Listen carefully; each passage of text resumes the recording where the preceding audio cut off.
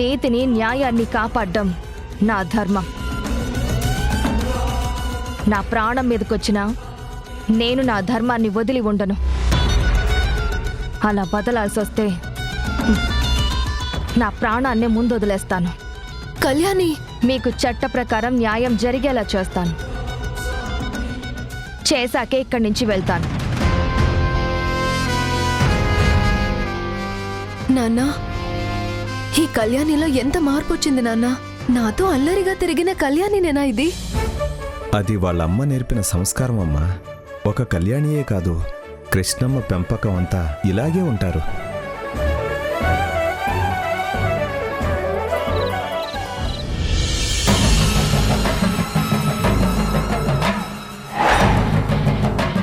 రేఖా, నువ్వు చరణ్కి అనుక్షణం గుర్తుకొస్తూ ఉండాలంటే నువ్వు వెళ్ళి అతని ముందు నిలబడ్డం కాదు, అతని మైండ్లో ముళ్ళులా గుచ్చుకుంటూ ఉండిపోవాలి. అలా గుచ్చుకోవాలంటే నువ్వు వెళ్ళి అతనితో దెబ్బలు తినడం కాదు, ప్రస్తుతం అతనికి ప్రాణమైన వారాహిని దెబ్బ కొట్టాలి. వారాహి మెడలు వంచాలంటే ఉన్న ఒకే ఒక్క దారి కృష్ణ తులసి కుటుంబం.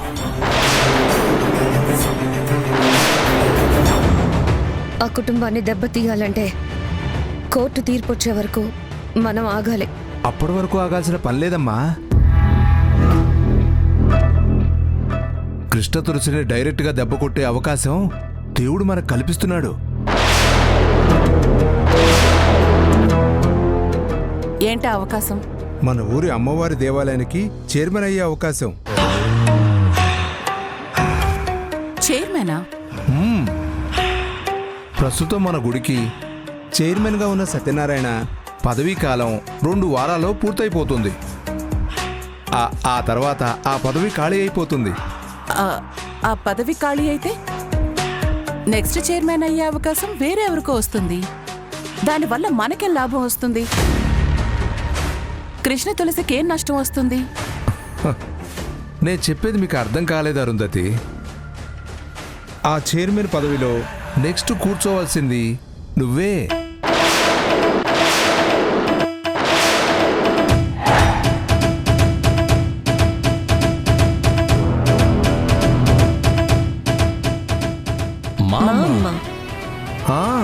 నేనా? కానీ అమ్మ చైర్మన్ ఎలా అవుతుంది? దానివల్ల యూజ్ అయి ఉంటుంది. జనరల్గా చైర్మన్ అవ్వాలంటే కొంత చదువు, ఇంకొంత పలుకుబడి ఉండాలి. అలాగే చైర్మన్ రేస్లో ఉన్న మనిషికి దేవాలయ పాలక మండలి ఓట్లు, కార్యవర్గం ఓట్లు కావాలి. అరుంధతికి చదువు ఉంది, పలుకుబడి కావలసినంత ఉంది. ఇక పాలక మండలి ఓట్లు, కార్యవర్గం ఓట్లు అంటారా? వాళ్ళ అవసరాలు మనం తీర్చేస్తే వాళ్ళు మన వైపే నిలబడతారు. అదంతా ఓకే, కానీ ఫైనల్ టార్గెట్ ఏంటి? అక్కడికే వస్తున్నాను. నువ్వు చైర్మన్ అయితే మొత్తం గుడి మెంబర్స్ అందరినీ నీ గుప్పెట్లోకి తెచ్చుకోవచ్చు. అమ్మవారికి చీరిచ్చే సాంప్రదాయాన్ని కృష్ణ తులసి దగ్గర నుంచి వెనక్కి తీసేసుకోవచ్చు.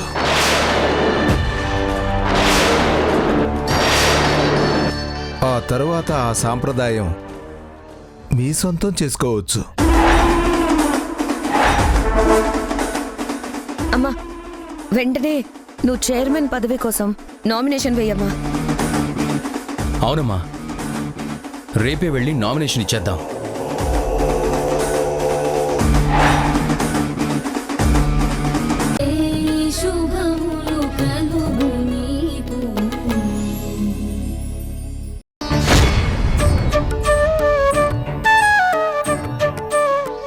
ఏంటి కృష్ణమ్మ, చైర్మన్ పదవికి పోటీ చేయడానికి వచ్చారా? లేదు పంతులు గారు, ఈ రోజు ఏదో మంచి రోజంట కదా, మా పిన్ని పూజ చేయించుకుందామంటే వచ్చాం. మంచి రోజా? అలాంటిదేం లేదమ్మా.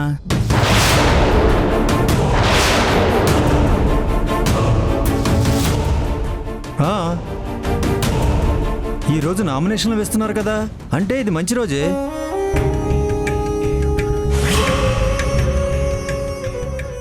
పిన్ని మీరు వెళ్ళి పూజ చేస్తుండండి, నేను వస్తాను. అలాగేనమ్మా. పదండమ్మా, పూజ చేయిస్తాను. చైర్మన్ గా ఎవరెవరు పోటీ చేస్తున్నారు బాబాయ్? అదేనమ్మా, మన రామరాజు గారు, చంద్రశేఖర్ గారు ప్రస్తుతానికి పోటీలో ఉన్నారు. నువ్వు కూడా పోటీ చేస్తే బాగుంటుంది. నేనా? వద్దు బాబాయ్, నాకీ పదవులేవీ వద్దు. నువ్వు పోటీలో లేకపోతే అరుంధతి గారికి గెలుపు తేలికవుతుందమ్మా. అరుంధతి పోటీ చేస్తోందా? అవునమ్మా, అరుంధతి చైర్మన్గా పోటీ చేస్తుంది.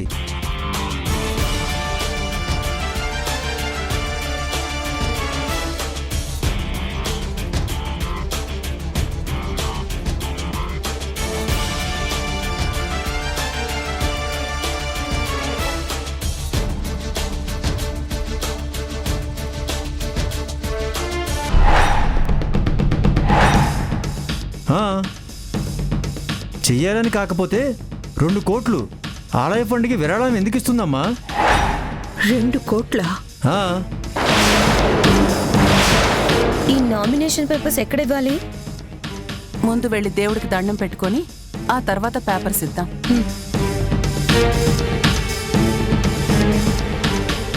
ఆవిడ కూడా నామినేషన్ వేయడానికి ఇక్కడికి వస్తుందేమో.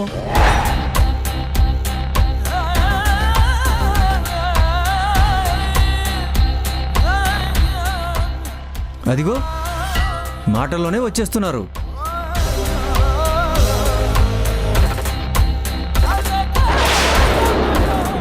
నమస్కారం అరుంధతి గారు. నమస్తే అమ్మా.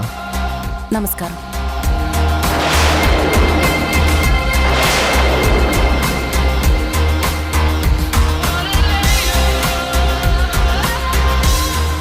నేను వెళ్ళి దేవుడికి దండం పెట్టుకొని వచ్చి నామినేషన్ వేస్తాను.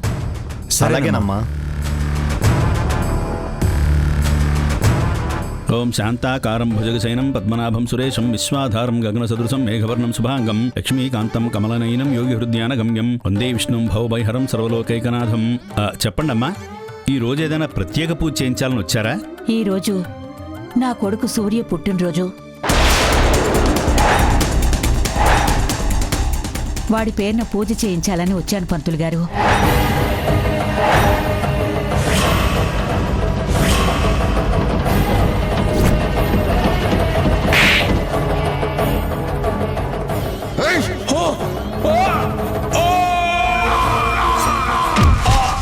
ఓం సూర్యనామధేయస్య సహకుటుంబానాం క్షేమ స్థైర్య ధైర్య విజయ అభయ ఆయురారోగ్యైశ్వర్యాభివృద్ధ్యర్థం. కొడుకు పేరు మీద పూజలు చేయిస్తున్నారా? అంటే పైకి కొడుకంటే కోపం ఉన్నట్టు నటన, లోపల మాత్రం ప్రత్యేక పూజలు చేయించేంత ప్రేమ. ఎందుకింత నటన?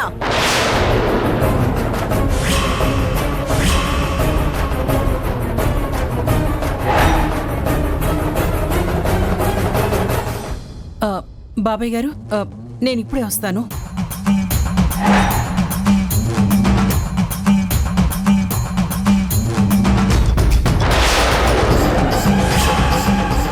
అమ్మో, కృష్ణం వచ్చేస్తుంది.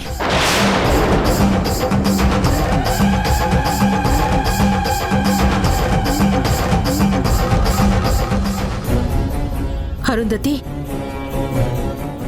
ఏమైంది? నాకెందుకు కోపం వచ్చిందో నీకు తెలీదా? ఏమైంది? పిన్ని నిన్నేమైనా అందా?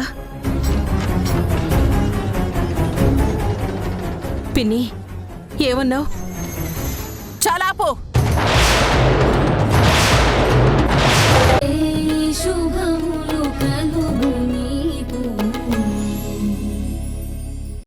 ఏంటమ్మమ్మా ఇది? చెడ్డవాడైన మావయ్య మీద నీకు చాలా కోపం ఉందని మాత్రమే తెలుసు మాకు. కానీ నీకు ఆయన మీద ప్రేమ కూడా ఉందని ఈ రోజే తెలిసింది. ఎంత దుర్మార్గుడైనా వాడు నా కడుపులోనే పెరిగాడు కదమ్మా. అప్పుడు ఎంత ప్రేమతో కడుపు చూసుకుని మురిసిపోయానో ఎలా మర్చిపోగలను? ఆ ప్రేమ ఎప్పటికీ చచ్చిపోదమ్మా. అందుకే వాడి పుట్టినరోజున ఒక్క రోజైనా వాడి పేరు మీద ఎవరికీ తెలియకుండా పూజ చేయిస్తాను.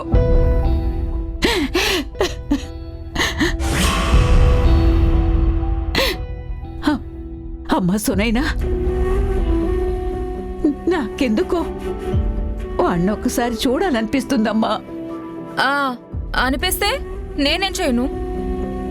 వాడికి జైలు శిక్ష పడి 20 ఏళ్లు దాటిపోయాయి. ఎప్పుడు ఖచ్చితంగా జైల్లో ఉన్నాడో లేదో తెలీదు.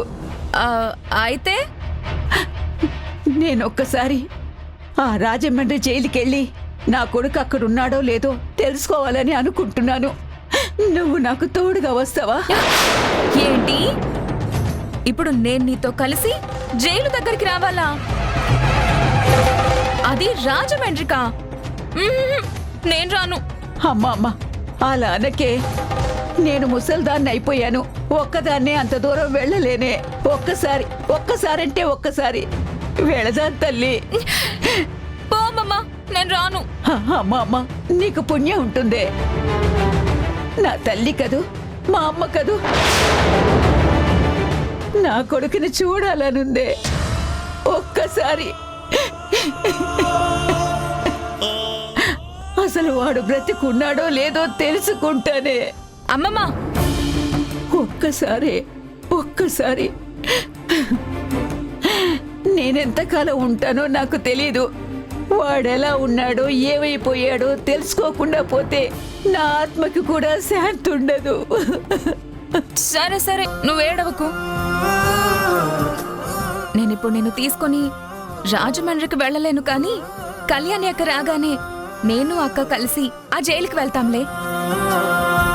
అక్కడ మావయ్య గురించి అన్ని వివరాలు తెలుసుకొని. సునైనా,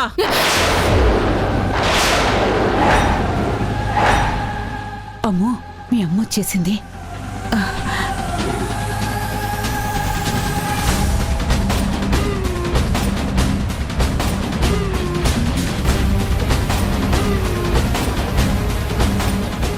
ఏంటి నువ్వు జైలుకు వెళ్తావా? అసలు జైలు అనే మాట వింటూనే భయంతో వణికిపోయే నువ్వు జైలుకి వెళ్ళి ఆ విధవ గురించి వివరాలు తెలుసుకుంటావా? నేను ఒక్కదానే కాదమ్మా, ఆ అక్కతో కలిసి అక్కతో కాదు, అందరితో కలిసి పోలీస్ స్టేషన్ ముందు నుంచి నడవటానికే చలి జ్వరం వచ్చేస్తుంది నీకు. ఏపిని గుళ్ళో జరిగిన గొడవ సరిపోలేదా? నువ్వు ఆ విధవ గురించి ఇంటికొచ్చి కూడా ఆలోచించాలా? అది కాదమ్మా. వద్దు పిన్ని, మళ్ళీ ఇంకొక్కసారి నువ్వు సూర్య గురించి మాట్లాడినా, వాడి పేరెత్తినా నేను ఊరుకోను.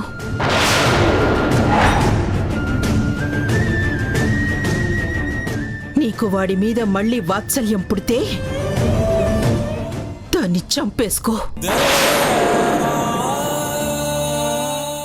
లేదంటే నేను చచ్చిపోయాననుకో. కృష్ణమ్మ,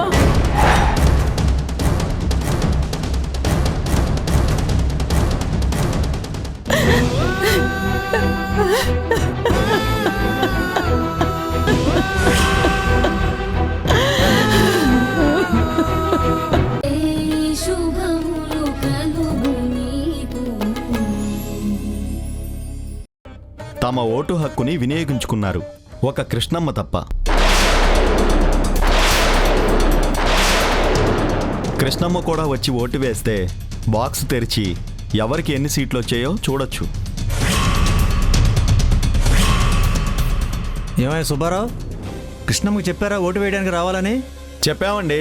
మరి ఇంకా రాలేదేంటయ్యా? అసలు ఎవరెవరికి ఎన్ని ఓట్లు వచ్చాయో చూస్తే ఆవిడ గారు ఓటు అవసరమో లేదో తెలిసిపోతుంది కదా. అవునండి, ఆ అమ్మాయి చెప్తోంది సబబుగానే ఉంది. సార్, మీరు ఓట్లు లెక్క పెట్టండి.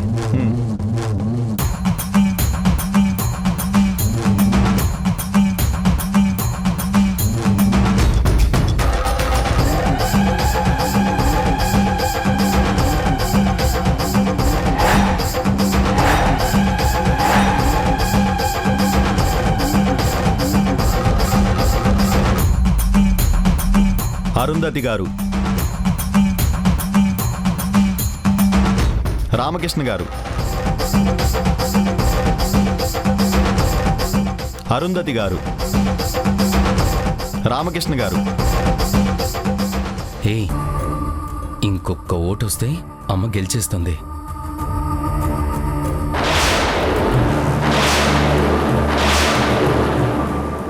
అరుంధతి గారికి 5, రామకృష్ణ గారికి 5, చంద్రశేఖర్ గారికి 2 ఓట్లు వచ్చాయి. ఇప్పుడు అరుంధతి గారు, రామకృష్ణ గారు వీళ్ళిద్దరిలో ఎవరో ఒకరు గెలవాలంటే కృష్ణమ్మ ఓటు తప్పనిసరి. ఏమండి, ఆలస్యం అయిపోతుంది. ఆవిడ కోసం ఎంతసేపు ఎదురు చూడాలి? ఎవరన్నా వెళ్ళి కృష్ణమ్మని పిలుచుకురండి అయ్యా. ఆవిడికి ఈ గుడి మీద గౌరవం ఉందో లేదో నాకు అర్థం కావడం లేదు. ఓటు వేయాలని తెలిసి ఎంతసేపైనా రాకపోవడం ఏంటి? అత్తగారిని పట్టుకుని ఏంటండి ఆ మాటలు? అత్తగారైతే అది ఇంట్లో అండి. ఇక్కడ బంధుత్వాలు కాదు కావాల్సింది, బాధ్యతగా ఉండడం కావాలి. వస్తుందంటావా? తప్పకుండా వస్తుంది. అమ్మకి ఓటేయడం కోసమే వస్తుంది. వస్తే నాకు ఓటేస్తుంది, రాకపోతే ఊరందరి ముందు చెడవుతుంది. ఈరోజు కృష్ణ తులసి తన మనసు నుంచి తప్పించుకోలేదు. ఇంకా ఎంతసేపు ఎదురు చూడాలండి? టైం అయిపోతుంది. అమ్మా, కృష్ణ తులసికి నీకే ఓటేయాలని ఉంటుంది. అందుకే ఏ మొహం పెట్టుకొని రావాలో అని ఆలోచిస్తూ ఉండిపోయిందేమో. నిజాన్ని ఒప్పుకున్న మనిషి గిల్టీ ఫీల్ అవుతాడు. నిజాన్ని ఒప్పుకున్న మనిషి నిర్ణయం తీసుకోవటానికి టైం తీసుకుంటాడు. కృష్ణ తులసి మనసు గిల్ట్గా ఫీల్ అవుతుందో లేదో ఈరోజు తెలిసిపోతుంది. అదిగో కృష్ణమ్మ వచ్చేసింది.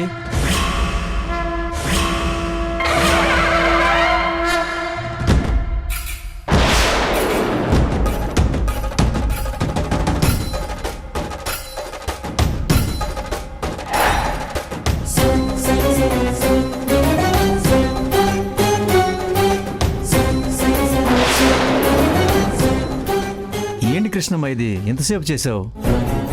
అరుంధతి ఉందని రాలేదేమో.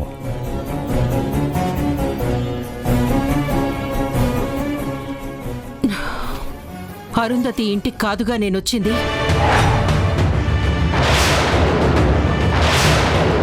వాళ్ళింటికైతే నా ఇష్టం. వెళ్ళొచ్చు, వెళ్ళకపోవచ్చు. ఇది ఊరి బాధ్యత. రాకుండా ఉండటం తప్పు.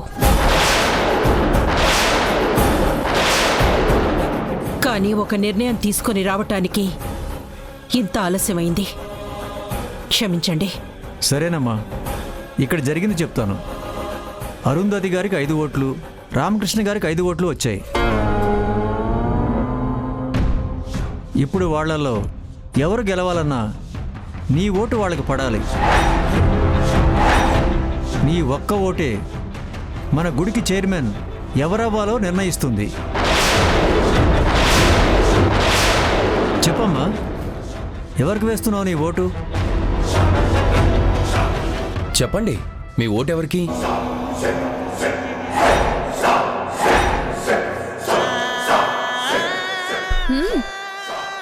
ఈసారికి మీ ఓటే చరిత్ర అవుతుందన్నమాట.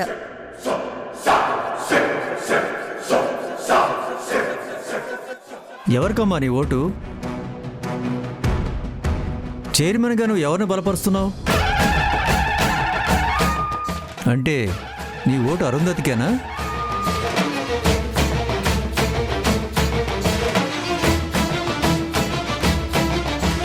కాదు,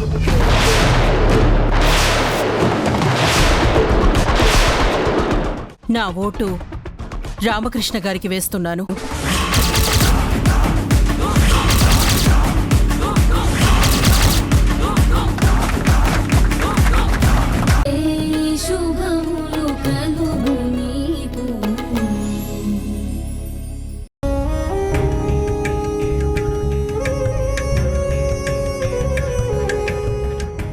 నువ్వు ఏం చేసినా ఏనాడు నిన్ను తప్పు పట్టలేదు. కానీ ఇప్పుడు మాత్రం నువ్వు చేసిన పనిని సమర్థించలేను. ఎందుకంటే ఖచ్చితంగా అది సరైన పని కాదు కృష్ణమ్మ. అంటే మన ఇంట్లో అమ్మవారి చీరని కాల్చేసిన వాళ్ళకి చైర్మన్ పోస్టు, చీర సంప్రదాయం అన్నీ అప్పచెప్పేస్తే అప్పుడు మంచి చేసేసినట్ట? ఏయ్, నువ్వెందుకే మధ్యలో మాట్లాడుతున్నావు? చిన్నపిల్లవి, నీకేం తెలుసని? ఇది న్యాయమో అన్యాయమో చెప్పడానికి వయసుతో పనిలేదమ్మమ్మా. జరిగింది విన్నాక నిజంగా చిన్న పిల్లాడికి కూడా అమ్మ చేసిందే కరెక్ట్ అనిపిస్తుంది అక్కడ. అనిపిస్తుంది. రేపు హాసిని జీవితంలో ఏదైనా జరగరాది జరిగితే అప్పుడు ఆ చిన్నపిల్లలు వచ్చి నిలబెడతారా తన జీవితాన్ని? పిన్ని, నేను హాసినికి అత్తగారు చెప్పే మంచి వినమని చెప్పాను, కానీ చెడు చేస్తుంటే చూడమని చెప్పలేదు.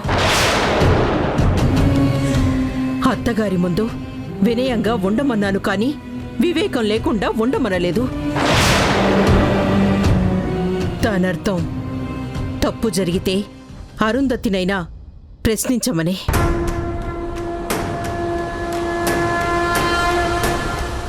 అంటే గొడవ పెట్టుకోమని కాదు. తన తప్పు లేకుండా ఎవరైనా తనతో గొడవ పడితే అది ఎంత పెద్ద తప్పైనా వదిలిపెట్టద్దని. నేను హాసిని జీవితం బాగుండాలని కోరుకోవడమే కాదు, తనకి ఎలాంటి ఇబ్బంది వచ్చినా ఎదిరించి నిలబడటానికి సిద్ధంగా ఉన్నానని హాసినికి చెప్పకనే చెప్పానని అర్థం. కాబట్టి నువ్వు మాటి మాటికి హాసిని గురించి కంగారు పడద్దు, భయపడద్దు. బావుంది సంబడం. ఎవరైనా నిప్పు రాజుకుంటే ఆర్పుకుంటారు. నువ్వు నిప్పుతో తలగొక్కోమని చెప్తున్నానంటున్నావా కృష్ణమ్మ? కాదమ్మమ్మా, నిప్పు రాజుకుంటే కంగారు పడిపోకుండా దాంతో వంటెలా చేసుకోవాలో నేర్చుకోవాలని చెప్తుంది అమ్మ. ఇదొచ్చేసింది. ఇంకా కృష్ణమ్మ నా మాట వింటుంది. ఏ, నువ్వేంటే ఇప్పుడు మధ్యలో వచ్చి శృతి కలుపుతున్నావు? మధ్యలో కాదు బామ్మ, మేము వచ్చి చాలాసేపు అయింది. నువ్వు బాగా మంట పెట్టిన పెనం మీద కూర్చుని ఉన్నావని, ఆ పెనం మీద నుంచి నువ్వు దిగిన తర్వాత మేము వద్దామని ఆగాం.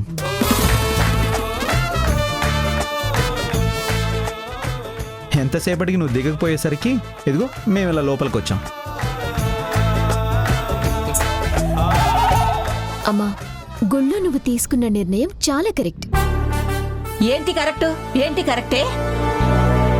అత్తయ్య తీసుకున్న నిర్ణయం ఎంతో ఆలోచన, పరిణితి ఉన్నవాళ్ళు మాత్రమే కాదు, ఎంతో ధైర్యం ఉన్న వాళ్ళు మాత్రమే తీసుకోగలరు.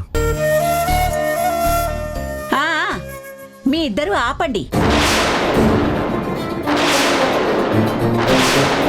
ఇది మీ ఇంట్లో వ్యవహారం కాదు, మా ఇంట్లో లంపటం.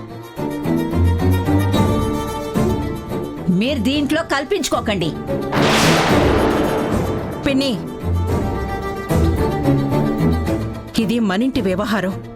మనింట్లో వారాహి, చరణ్ బాబు కూడా సభ్యులే. నా కూతుళ్ళకి పెళ్ళవడం వల్ల నా కుటుంబం పెరిగి పెద్దదవుతుందే కానీ కుచించుకుపోదు. గుర్తుంచుకో.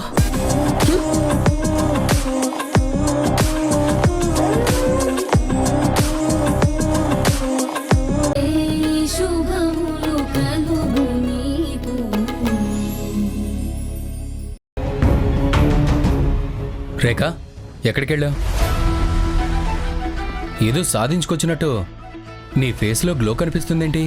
బిజినెస్లో మన ప్రత్యర్థుల షేర్ వాల్యూ మనకంటే పెరిగిపోతే వెంటనే మనం రికవరీ ప్రయత్నాలు చేస్తాం కదా.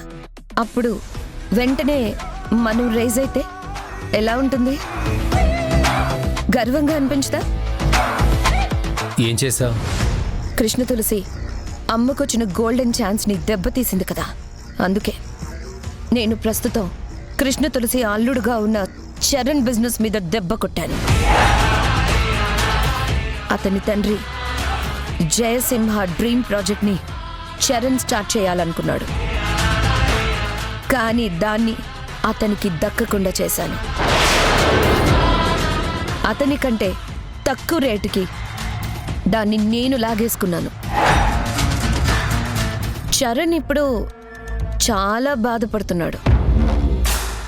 ఆ సెగ కృష్ణ తులసికి తగులుతుంది. Great step. అమ్మను అవమానించిన 24 గంటల్లోపే కరెక్ట్గా ఆన్సర్ చెప్పేవాళ్ళకి. ఆడపిల్లని అమ్మ బాధకి ఆన్సర్ చెప్పాలనుకున్నాను, చెప్పేశాను. మగాడివి నువ్వేం చేస్తున్నావురా? నేనా? ఉన్న ఛాన్స్ నువ్వు వాడేసావు కదా, ఇంక నేను చేసేదే ఉంది. అయినా మనిద్దరిలో ఎవరు చేసినా దెబ్బ తగిలేది కృష్ణ తులసికే కదా. అలా అని చేతులు ముడుచుకొని కూర్చుంటావా? దెబ్బ కొట్టింది నేను, నువ్వు దాని వెనకాల దాక్కుంటావా? అది నీ క్రెడిట్ అనుకొని సాటిస్ఫై అయిపోతావా? రేఖా, నీ చేతిలో ఓ వెపనే ఉంది, అది వాడడం మానేసి నేను చేసేది ఏముంది అని అంటావా? నా చేతిలో వెపనా? ఏంటది? హాసిని. హాసినియా? హాసిని నేను చేయాలి? తను నువ్వేమీ చేయక్కర్లేదు, జస్ట్ ఇంట్లో నుంచి పంపించేయి.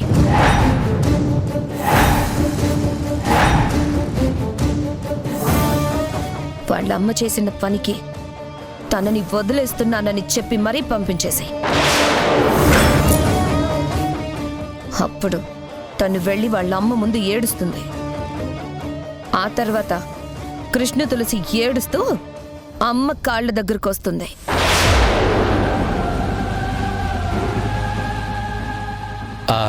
అంటే అది అంత ఈజీ కాదేమో. ఎందుకు కాదు? ఎందుకు కాదు అంటే నువ్వు హాసినిని భార్యగా యాక్సెప్ట్ చేసావన్నమాట. అబ్బా, అలాంటిదేం లేదు రేఖా. అంటే నువ్వు హాసినిని నిజంగానే లవ్ చేస్తున్నావు అన్నమాట. అబ్బా, మాట్లాడితే ఆ పొట్టిదాన్ని లవ్ చేస్తున్నాను అంటావేంటి? లవ్ లేకపోతే ఎందుకు దాన్ని ఇంట్లో నుంచి గెంటేయలేవు? నీకెలా చెప్పాలి? నువ్వు చరణ్ని ప్రేమించావు, అతనికి పెళ్ళైపోయింది. అయినా అతన్ని వదిలిపెట్టకుండా డిస్టర్బ్ చేయాలని చూస్తున్నావు.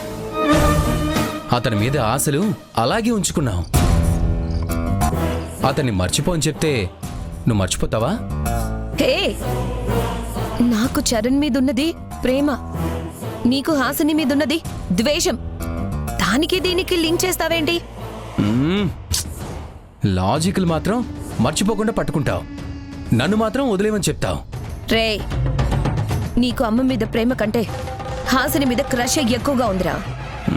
రేఖ, అలాంటిది ఏమీ లేదంటే ఉంది ఉంది అంటావేంటి? నాకు అనవసరంగా కోపం తెప్పించక రేఖ. హే పోరా, నువ్వు అమ్మ కోసం ఏమీ చేయలేవని అర్థమైపోయింది. రేఖ,